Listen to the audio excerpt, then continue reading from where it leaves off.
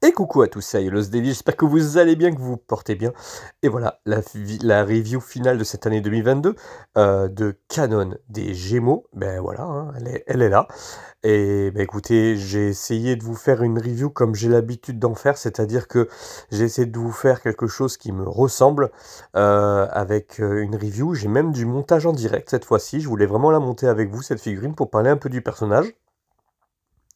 Et l'important, effectivement, c'était que vous voyez effectivement cette figurine. Est-ce que ça vaut le coup de l'acheter? Est-ce que ça vaut le coup de dépenser une centaine d'euros pour cette figurine de Canon des Gémeaux? Armure des Gémeaux qui a été plus que fait, refait, des toujours l'armure des Gémeaux 24K, etc. On en a énormément. Mais alors, qu'est-ce que j'en pense moi? Et surtout, est-ce que ça vaut le coup de l'acheter, cette figurine? Eh bien, c'est ce qu'on va découvrir tout de suite. Mais en attendant, comme d'habitude, générique. Nous ne sommes pas, nous, de bronze, d'or ou d'argent. Nous sommes tous différents.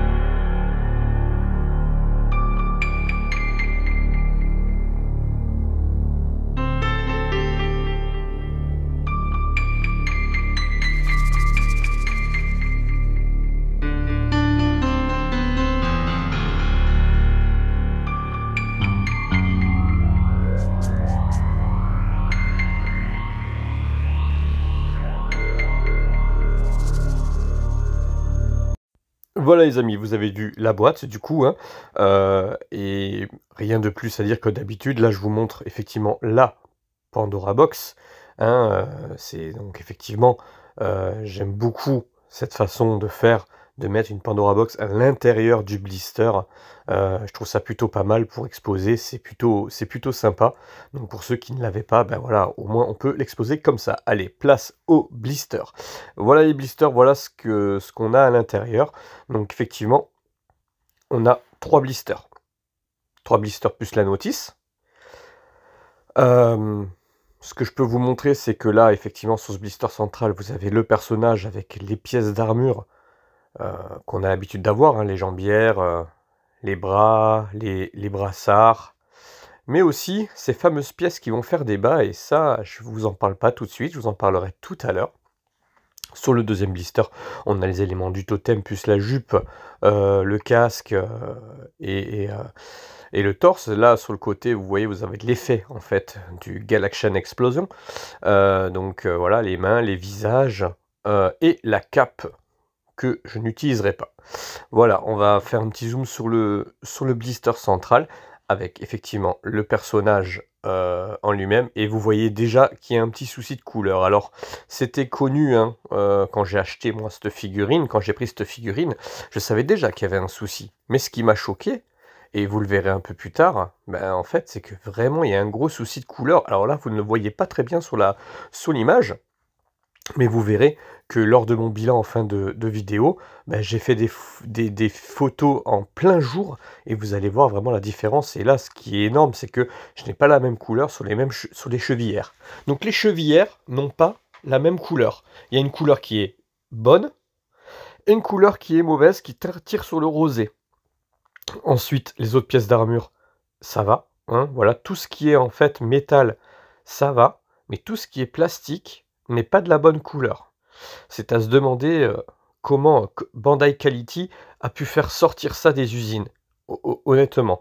Bon, je sais que mes collègues reviewers l'ont déjà stipulé, notamment Mitrater, mais je trouve ça vraiment, vraiment limite. Ça gâche un peu le plaisir de la découverte du personnage, hein, qu'on soit bien d'accord. Alors, pour les mains, ça va, les couleurs sont bonnes, c'est les cache-mains qui sont pas de la bonne couleur. Là, vous avez effectivement 4 paires de mains. Et vous avez donc du coup 4 visages plus celui sur le personnage, vous avez 5 visages. L'effet, voilà. Et là, du coup, on a effectivement, là on le voit, hein, enfin, je sais pas si vous faites un zoom, vous le verrez, mais et vous le verrez mieux tout à l'heure sur les photos, mais on a quand même les casques, le casque qui n'est pas du tout de la bonne couleur et ça fait horrible. C'est-à-dire que déjà là, ça choque dans le blister, on se rend compte que ça va, bah, ça le fait pas du tout, quoi. Donc on a les éléments du totem, ça, ok, pas de souci. Mais bon, perso, moi, les chevaliers d'or, je les mets pas sur totem. Et puis honnêtement, aucune couleur ne va avec l'autre, donc c'est un peu compliqué quand même. Ensuite, bah voilà, je fais un petit zoom du coup, hein, je voulais vous montrer un petit zoom des mains. Voilà, avec les effets, donc du coup, pour le Galaxian Explosion, pour pouvoir tenir en fait, hein, ces doigts translucides, pour pouvoir tenir euh, l'effet. Ensuite, on a les visages qui sont beaux, hein. C'est des visages très, très, très corrects. Voilà, hein. C'est ce que l'habitude de nous faire Bandai en termes de visage. Ça ressemble à Canon. Ça, de ce côté-là, il n'y a pas de souci. Et la cape en plastique, hein, qui ne sera pas utilisée. Et vous verrez pourquoi lors du posing final. Puisque Canon, je vais l'utiliser un peu d'une façon un peu différente. Voilà, ça c'est vraiment... Alors là, on va s'occuper effectivement, je voulais vous montrer en fait la différence de teinte. Alors malheureusement, la lumière n'est pas naturelle, donc du coup, vous ne verrez pas bien de quoi je voulais vous parler.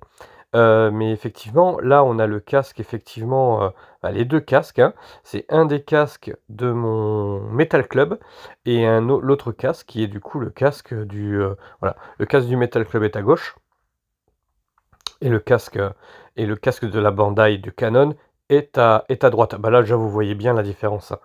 La différence est vraiment flagrante entre les deux.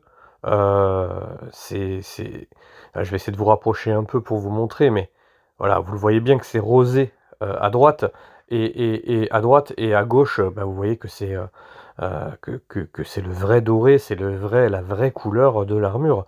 Ce qui est plutôt dommage. Voilà, je sais pas ce qui s'est passé avec les pièces plastiques, mais en tout cas, on va pas dire que c'est une grande réussite, hein, de sortir une figurine comme ça. Alors il y a des pièces de rechange qui vont être envoyées, j'ai envie de vous dire heureusement. Bandai, j'ai l'impression, j'ai vraiment, je vous souhaite de vous bouger un peu, parce que là, les gens qui ont acheté cette figurine-là, bah moi, s'ils se sentent lésés, comme moi d'ailleurs, bah, je peux le comprendre. Si j'avais pas mon Metal Club, je ne pourrais rien faire avec cette figurine. Et là, je vous montre effectivement les du coup chevillères. Donc il y en a une rosée et une dorée. Voilà, dans le même paquet. Alors que plein de mes collègues ont eu bah, les deux. Alors les versions japonaises sont arrivées, je crois, avec les bonnes couleurs, mais les versions européennes, effectivement, hein, il y a eu un problème. The CNS, de mémoire, il y en a eu deux roses, hein. Deux roses, Juan, pareil. Alors, Juan de Univers Seiya, je me souviens plus. Je crois que lui, il a eu la version japonaise, hein, donc il n'y avait pas eu de souci de couleur, de mémoire, mais The CNS avait eu effectivement deux chevillères rosées. En plus, on dirait que c'est pas tous de la même. Ça sort pas de la même usine, on dirait. Enfin, c'est vraiment dingue. Allez, on y va, on se concentre sur le corps maintenant. Donc, au niveau du corps. Je vais faire une petite pause à l'attaque des titans. On va tester de toute façon la rigidité du corps pour voir effectivement si on va pouvoir s'amuser avec lui. Vous savez que moi j'aime bien maltraiter en termes de posing. J'aime bien faire des posings un peu différents. Voilà les genoux. Voilà, ça, écoutez, c'est très rigide tout ça, donc c'est très bien. Voilà, pas de souci au niveau des jambes, ni au niveau des bras. Peut-être un bras un peu lâche, le bras gauche un peu lâche, mais rien de très grave en soi. Il n'est pas tombant. Donc j'ai envie de vous dire, ça va. Ensuite, vous voyez, il y a une petite démarcation au niveau de la chevelure et du visage. Alors je sais pas si c'est présent sur tous les Gémeaux, hein, que ce soit Canon ou Saga, mais là ça m'a un peu choqué quand j'ai vu qu'il y avait une petite démarcation. Enfin, il y a vraiment une différence entre les deux, entre le visage et en fait le front, hein. Il y a quand même une espèce de trou dans le front, donc ça c'est un peu bizarre. Mais par contre, voilà, le personnage en lui-même, franchement, voilà, la chevelure, le sculpte des cheveux, c'est très beau, c'est très bien fait, ça, il n'y a pas de souci. de ce côté-là, le sculpte de Canon, au niveau des cheveux, bah, écoutez, ou des visages sont plutôt propres, donc ça, pas de souci de ce côté-là. Allez, on y va, on va passer du coup au montage. Bah, écoutez, on va parler un peu du personnage en lui-même. Canon est le frère de Saga, hein, donc c'est le frère, du coup, c'est le méchant, hein, de l'histoire, dans le sens où, effectivement, Canon est dans Poséidon notamment, du coup, vole la place de Dragon des Mers et donc du coup libère Poséidon, pour pouvoir, tuer Athéna, hein, tout simplement. Et c'est vraiment un personnage, très intéressant puisqu'il est vraiment, j'allais vous dire manichéen, mais, en fait, il a vraiment deux positions, deux façons, deux facettes, de son personnage qui sont plutôt intéressantes. Voilà, là je suis en train du coup de vous montrer que je suis en train de mettre très facilement la cuissarde. Et à monter, bon bah voilà, des Gémeaux, ça fait un petit moment que j'en monte, hein, donc j'ai pas trop de soucis au niveau du montage. Le personnage est plutôt agréable à manipuler pour l'instant. Et vous voyez, j'allais faire la même bêtise que quelqu'un qui a dit que en fait les genouillères ne servaient à rien, et non, les genouillères servent à énormément de choses, et notamment moi. Puisque c'est souvent que je peux utiliser mes figurines de façon agenouillée, donc automatiquement, si on n'a pas les genouillères quand on plie donc la jambe, bah, ça fait très moche, on voit le trou, hein, tout simplement. Donc si, effectivement, cette genouillère sert à quelque chose, et c'est très important de la placer avant de mettre la jambière. Voilà. Ensuite, voilà, pour continuer à parler de Canon, là où effectivement il prend tout son sens, ce personnage-là, c'est dans l'Arcadès, qui du coup, il se range du côté d'Athéna. Athéna, là, lui a pardonné, après qu'il subisse effectivement les Scarlet Needle de Milo, et il devient effectivement un personnage du coup très important dans la saga Hades, puisque il est déjà surpuissant. Voilà. Est-ce qu'il est plus fort que son frère? Je le pense pas, mais en tout cas, il est très très très très fort, puisqu'il tient la dragée haute en enfer à plusieurs spectres, et notamment, à Rhadamante. Donc voilà, c'est effectivement un super combat, canon, et puis il fait un peu voyage avec Iki, hein, deux personnages très très à la limite du bien et du mal, on va dire, hein, toujours, hein, donc voilà, il a une rédemption tous les deux, hein, ils ont été méchants tous les deux, et voilà. Donc là, je vous ai fait une petite ellipse pour vous passer tout simplement euh, le côté, donc du coup, trop long du montage. Mais là, je voulais vous montrer surtout au niveau du visage, au niveau que j'avais eu un souci, tout simplement, sur, en fait, alors là, derrière, vous voyez, il y a une pièce, effectivement, qui permet effectivement de cacher, voilà, si on veut mettre la cape, hein, c'est la pièce qui cache. Mais ce que je voulais vous montrer tout à l'heure, c'est que j'avais un problème, non seulement j'ai eu des problèmes de couleur, mais en plus, j'ai la petite, vous savez, la pièce qui permet de tenir la tête, bah, qui marchait pas, quoi. Voilà, donc bon, là, voilà, je voulais vous montrer, du coup, le personnage j'avais en mettant la jupe, et cetera. Mais honnêtement, c'est il y a enfin, là, déjà, ça commence mal. Dans le sens où, déjà, on a des problèmes de couleur, et en plus, derrière, on a des problèmes, de ce petit bitonio pour la tête, là, qui tient, du coup, la tête qui rentre dans le cou, et beh, il rentrait pas à l'intérieur. J'avais beau forcer comme un as, c'est la première fois que ça m'arrive, bah, j'ai utilisé mon objet de mon Metal Club. Bah, oh, dis donc, heureusement que j'avais ce Metal Club, parce que franchement, j'aurais pas pu faire grand-chose. Voilà, donc ce canon, hein, malgré la rigidité du personnage qui est plutôt bonne, hein, on le sent. Voilà, et aussi, vous voyez, il y a le bras qui arrête pas de tourner, comme s'il y avait du jeu entre la main et ça, comme si le bras avant était pas assez épais. Voilà les amis. Donc là, j'ai voulu vous faire effectivement Canon, en version du coup avec les deux casques, hein, le casque rosé et le casque doré. Voilà, je voulais vous montrer un peu, alors effectivement l'éclairage qui n'est pas un éclairage que j'ai l'habitude d'utiliser, ben, du coup fausse un peu les couleurs. Allez on y va, on passe à la musique.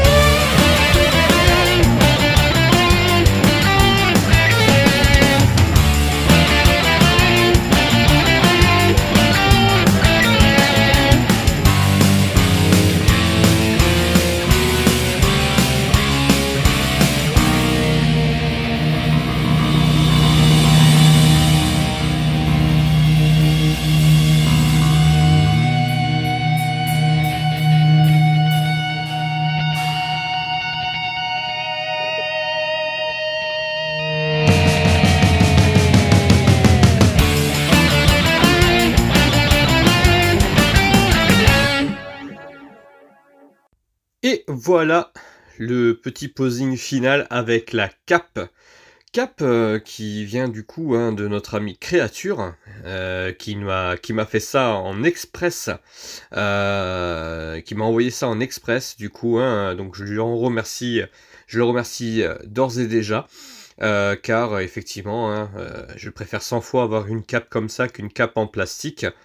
Cape, j'en ai déjà eu des capes en tissu, effectivement celles-ci sont vraiment de qualité. Dans le sens où elles sont vraiment, elles font vraiment cape, elles font vraiment, vraiment un tissu que peut utiliser un chevalier. Hein. Voilà, c'est contrairement à d'autres capes que j'ai qui font un peu plus épaisses.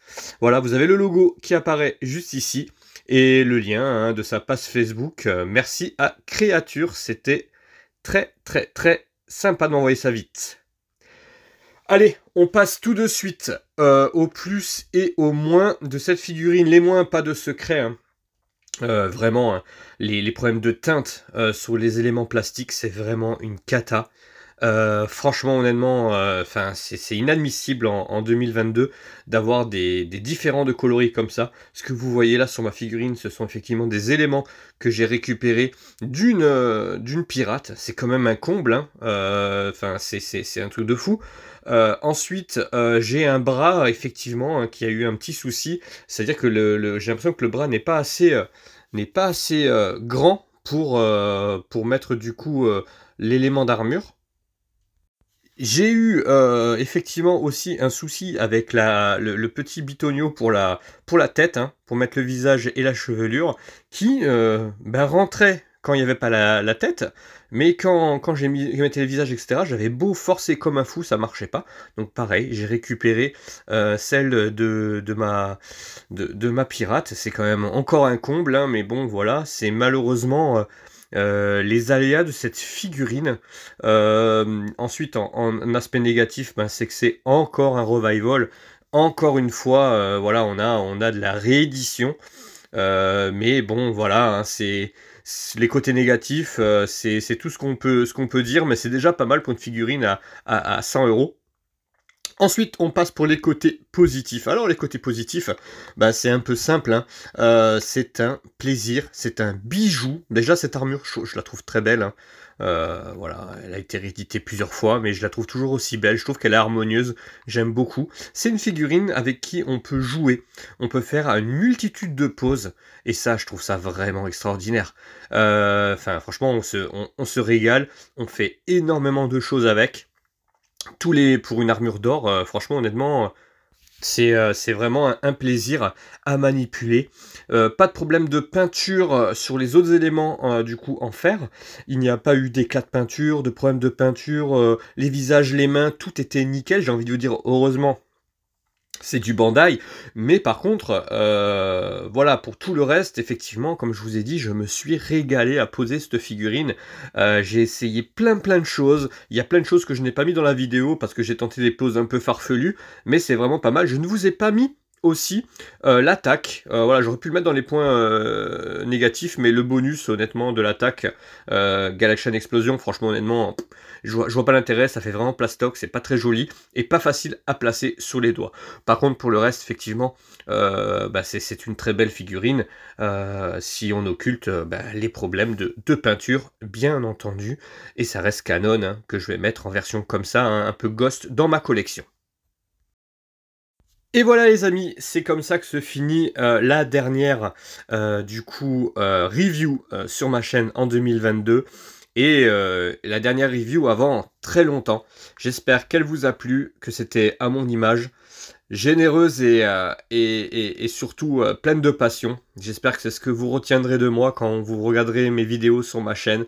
Bien entendu, il y en aura d'autres, hein, vous le savez, j'en ferai d'autres, des reviews sur cette chaîne-là, mais qui seront énormément espacées. Je ne peux pas laisser passer les sorties d'Asgard, par exemple. Voilà les amis, ben, je vous laisse avec quelques images en musique sur un son effectivement que j'aime beaucoup, un son de Parallax qui a repris du coup les musiques d'Ulysse 31. Et depuis le début de la vidéo, c'est cet artiste que vous entendez. Il a tout remasterisé. Je me suis acheté un beau coffret pour Noël.